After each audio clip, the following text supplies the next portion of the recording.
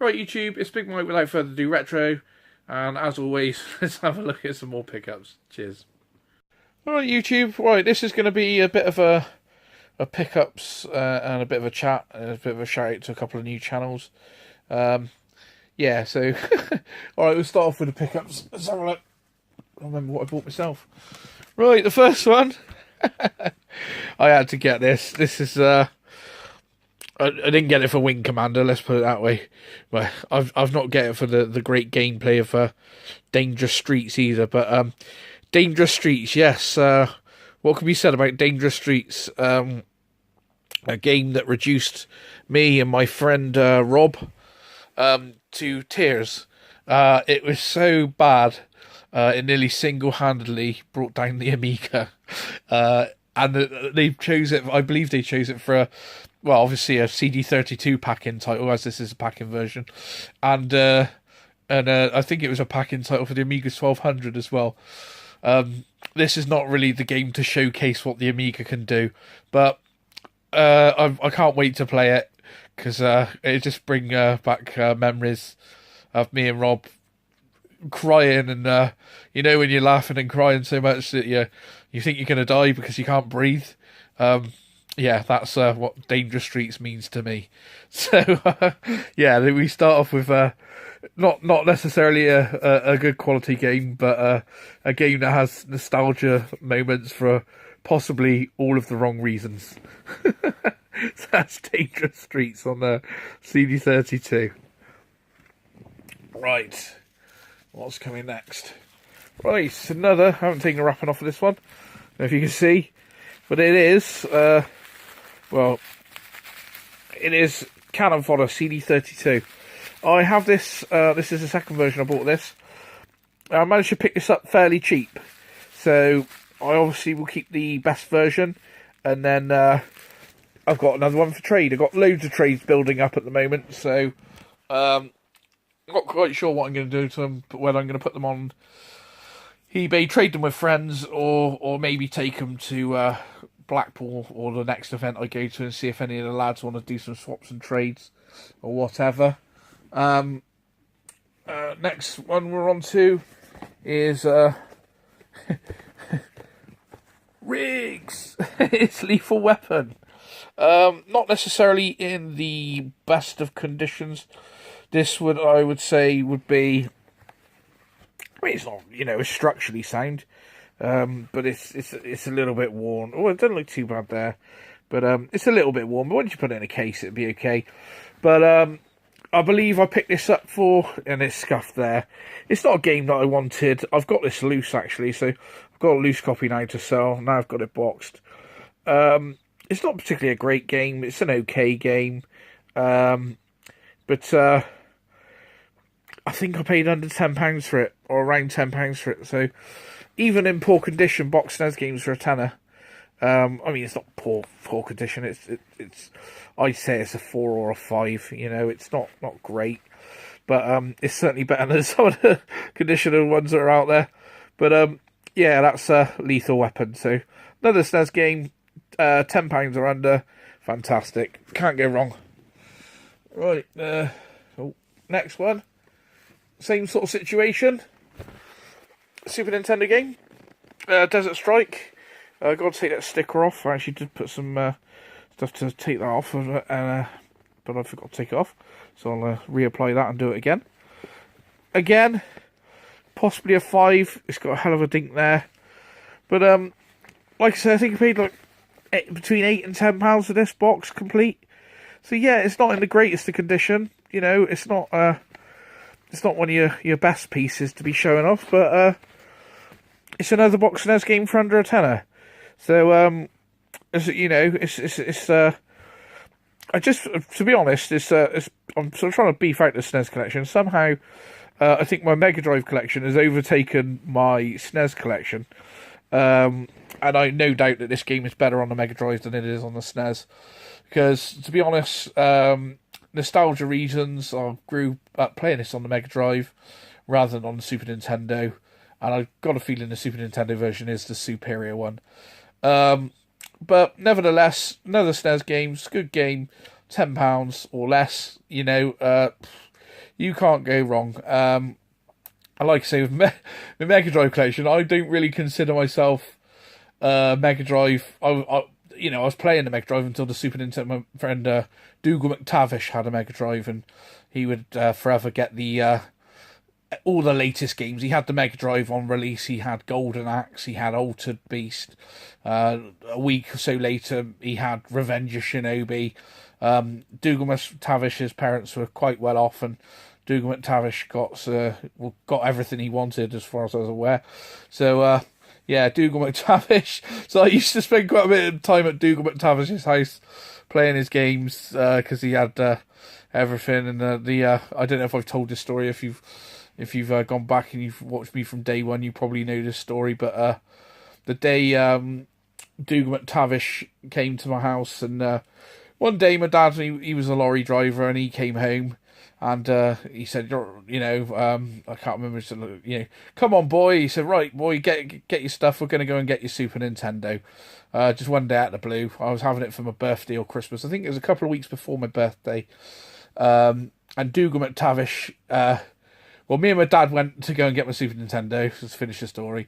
This is in the days of when you stuff sold out and sort of. Well, mind you, with the Nintendo, that's not unusual nowadays, is it? But we went to like the local shops in our local town. They weren't there. We went to 3 or 4 places. RJ Computers we went to, they didn't have any. It was the Street Fighter 2 pack that I was after. When they released the Street Fighter 2 pack, I wanted Street Fighter 2. We were playing Street Fighter 2 in the arcades, and we loved it. And we'd spend so much money on it. And then we rang Tandy in a local sort of town near us, and they said they had one left. So we said, right, don't sell it to anyone, we'll come and get it. And I was so excited, I fell out the car and twisted my ankle, and basically we managed to get the Super Nintendo with Street Fighter 2. Got home, rigged it up. Me and my friend Dave, or Harry, aka Harry, we call him Dave. His name's Dave, but we call him Harry. We were playing Street Fighter 2 upstairs. Dougal McTavish come to the door, and the one time only, I think, Dougal McTavish like, "Oh, just come down to tell you, I'm getting my Super Nintendo tomorrow." And I said, "Oh, that's nice." I said, "I've got mine upstairs now. We're playing Street Fighter 2. And I think it's the only time I ever got anything before Dougal McTavish. Well, I had the PlayStation, the PS, the original, before him. I had it before anyone in the year, actually. I was the first person in my year to get a PlayStation. So, but yeah, it was a one-up on Dougal McTavish, which didn't happen very often. So, that was the story of Dougal McTavish and the Super Nintendo Street Fighter 2 pack. So, but that's Desert Strike. And that's the Super Nintendo. Like I say, probably about a 5, possibly a 6. With that dent in there, it's definitely a 5. Right. Like I said last week on the video, last video I done, Turricans on the Mega Drive, they're like buses. I wait long for one for ages, and all of a sudden you get several come at once. So now this one is in nicer condition. As you can see, the box is in lovely. They got the box pour a Booker light, but the box is in better condition. The back is of okay condition. I don't think this one has a manual, but I think the other one has all the paperwork. So I now have 3 versions of this actually. So I've got a loose copy. Obviously, I'll take the best cartridge. And I don't know if you can see this, but some of these cartridges, like, they've only got you can't really see it, but some of the only, like, say 10 of the pins are there, and on the back is they're all there on the back, but on the front there's only like 10 or so pins. And you get that with some games. I remember the first time I seen that, I was quite worried. I was like, oh my god, the pin's worn out. But no, it's just some games are like that. It's a bit of useless information that probably no one needed to know. But yes, I got a loose copy of this now for trade. I have a lesser condition box, and this one should be going in my collection. So that's the Turrican. Got a really nice Turrican collection coming on. So it's another version of Turrican I've got then. So right, all the way from the US of A. Vectorman 2. Vectorman, the original, I believe is by Treasure. Very highly rated game, very cheap to pick up. Yes, very cheap to pick up and highly available. Vectorman 2, I believe possibly is only a US, well, I'm pretty sure it's only a US release. They're quite easy to obtain. You can even get these box sealed, but they vary in price. I've got a feeling with importing it and everything, this cost around £30. It might have been more, might have been less, but it's in nice condition.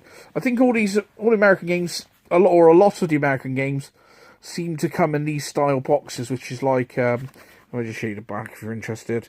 But if this game is by Treasure, most games by Treasure are fantastic.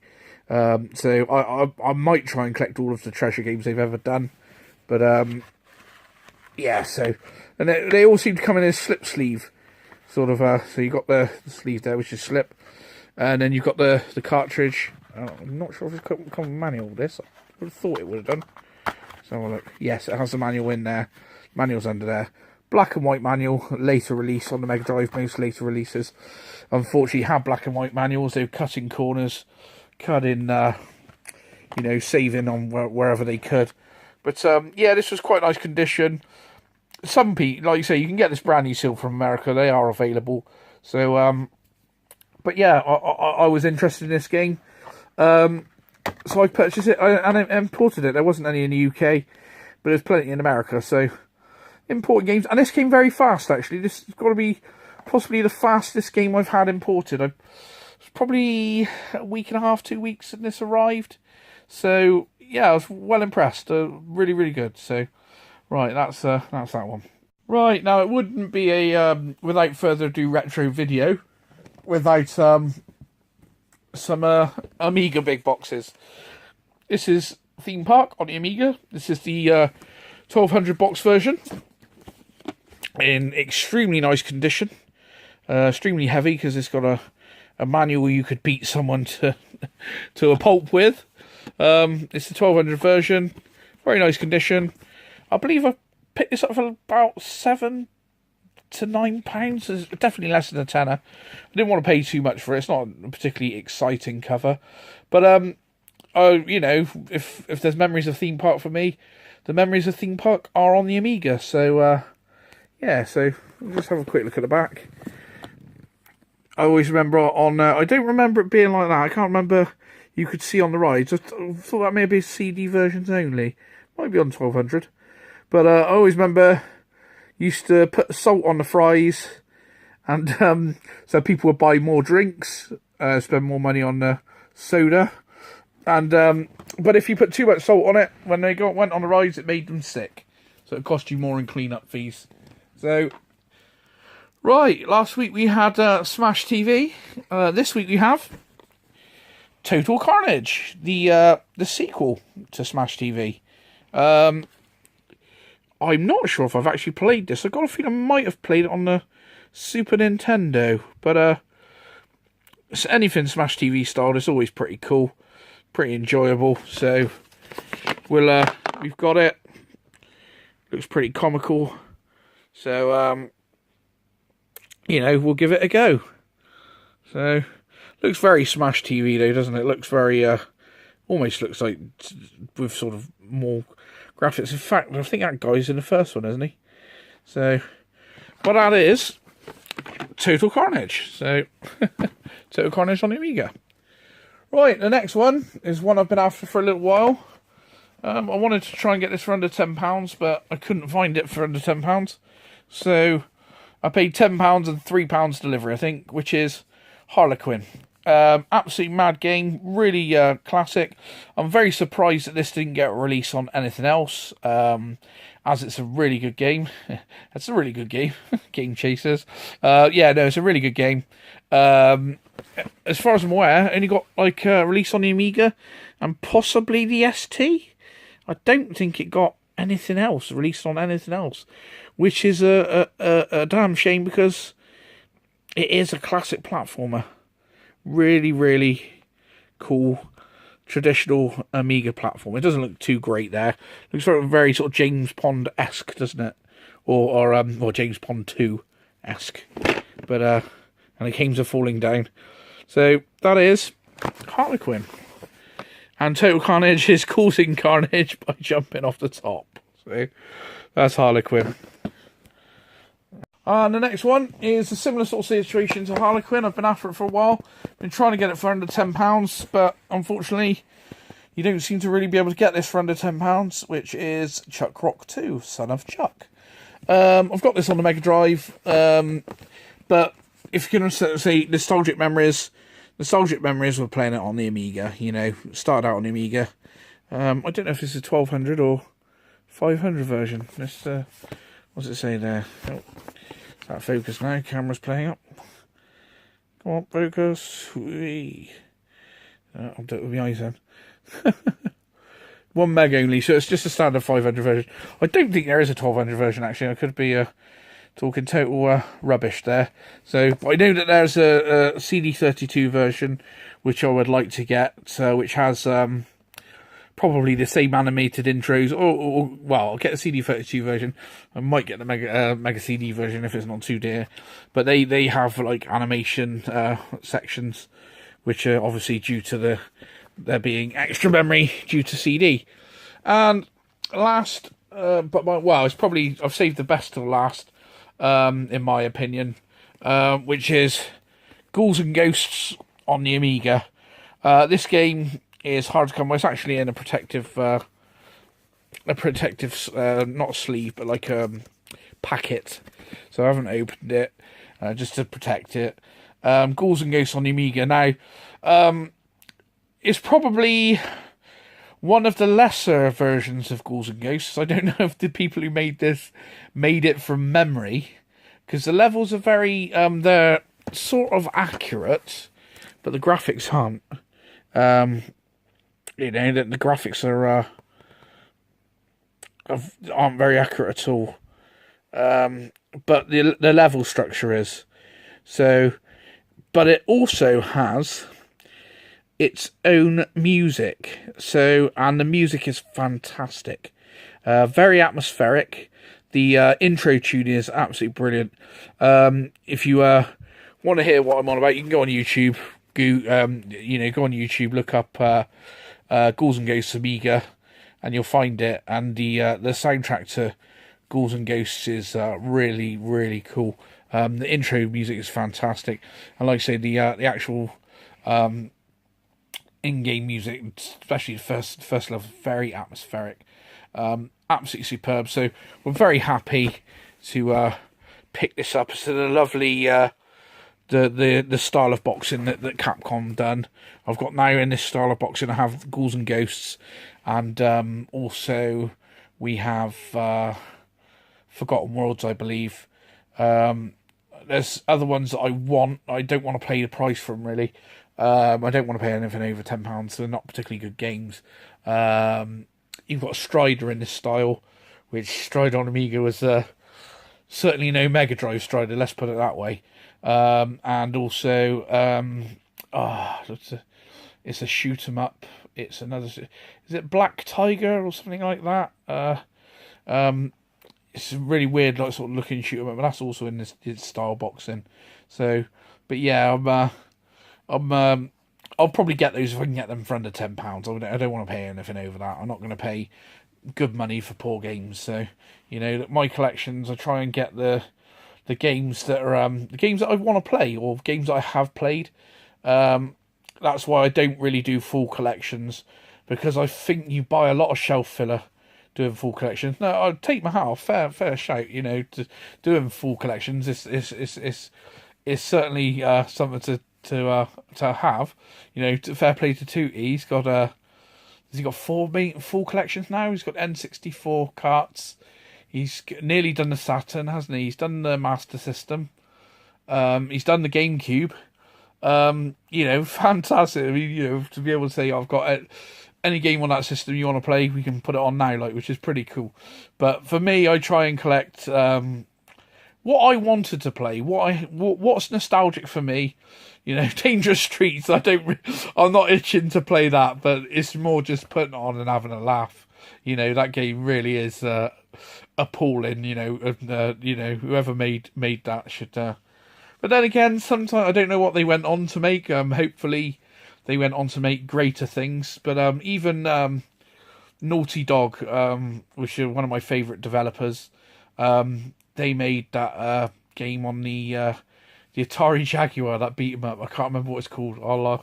But it's awful. It's trying to be like Mortal Kombat. It's got digitized people, and you know, one of the moves is a Scottish guy pulls up his kilt, and I think he passes wind. That's like his fireball.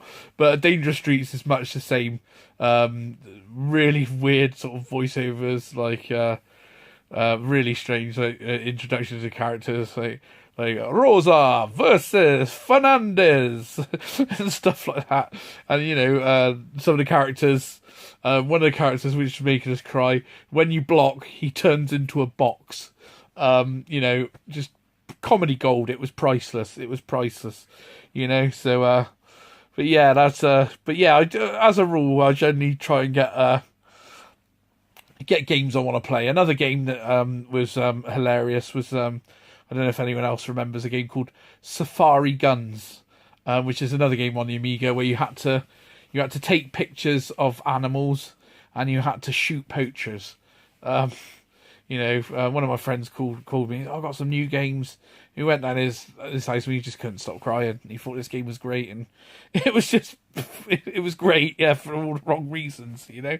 But yeah, so but yeah, there's the channel I couldn't remember last time that I was trying to remember is Miss Mad Lemon, and she is a really cool YouTuber. She's right into her Amiga, does loads of Amiga videos. She's really into her retro stuff.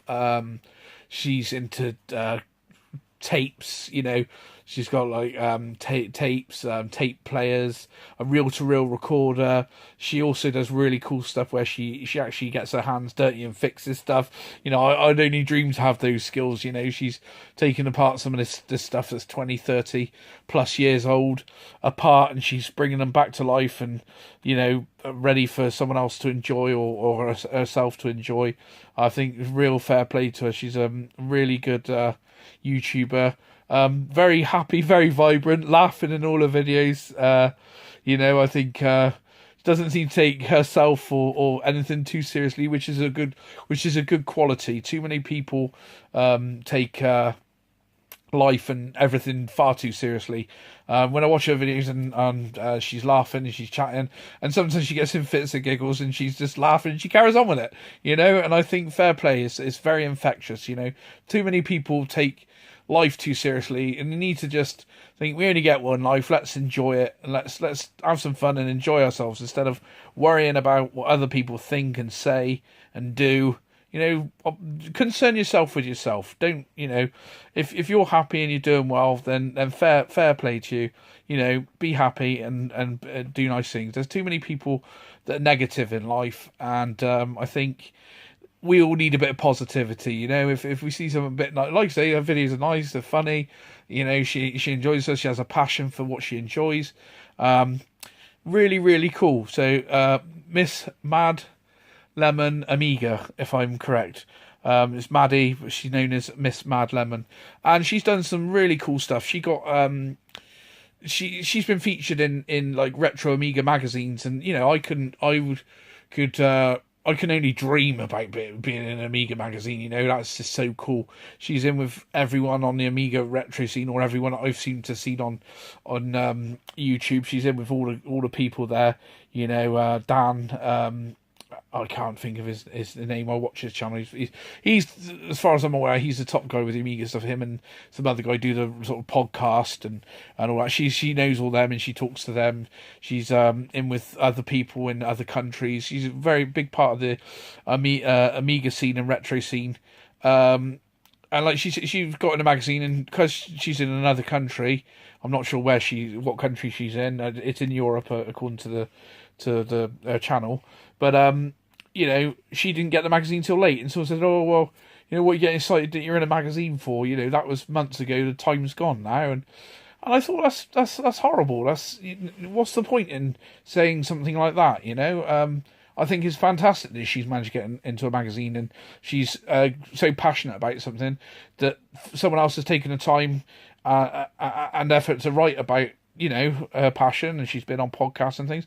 So I think fair shout to you. It's really you should be commended for doing something well and enjoying what you're doing, and keep doing what you're doing, because I think your channel is fantastic.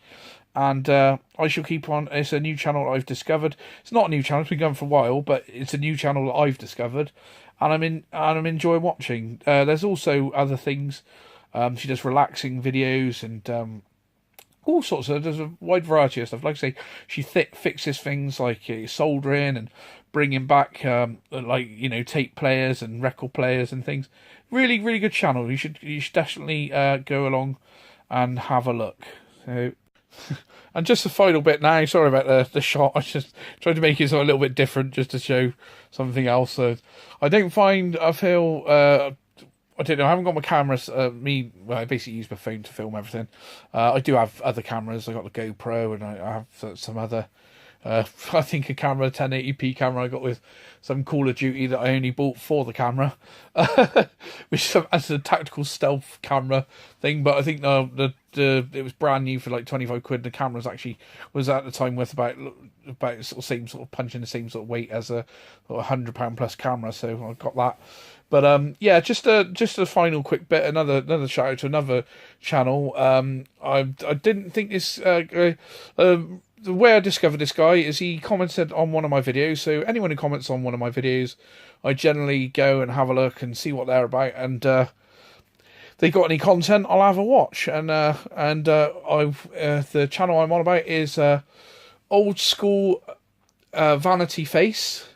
Variety Face, sorry. Old School Variety Face. Sorry for the mispronunciation. So that's Old School with a K.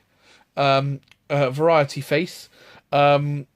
Got a really funny guy. He puts a lot more effort into his videos than I do. I'm looking to do better videos. I've got to get this room sorted. Once there's room sorted, we'll probably have a couple of different cameras set up, different angles. We can film off of screens, and we'll have a camera that points at me so I can talk to the camera. Because at the moment I just feel awkward talking to the camera. I can do the intro. It's pretty much the same intro every time, but when I'm doing these chats, I feel when the camera's pointing away from me, I find it easier to talk. Whereas I'm trying to point the camera at myself, so I'm holding my arm in an awkward angle. And you're trying to talk all natural, and I just seem to trip over my words, trip over my words. But yeah, this Old School Variety Face, really funny sense of humour, really sort of cool guy. Don't think he's got many subscribers, but he's got less than me. I think he might have more than me now. I might get a few people unsubscribed, but I went back and I watched him from his first ever video, and the guy is really funny. He's a cool guy. He wears all these different type masks and things, and he does all these different things. And I put one video on, and I ended up watching right up to the last video that he's done.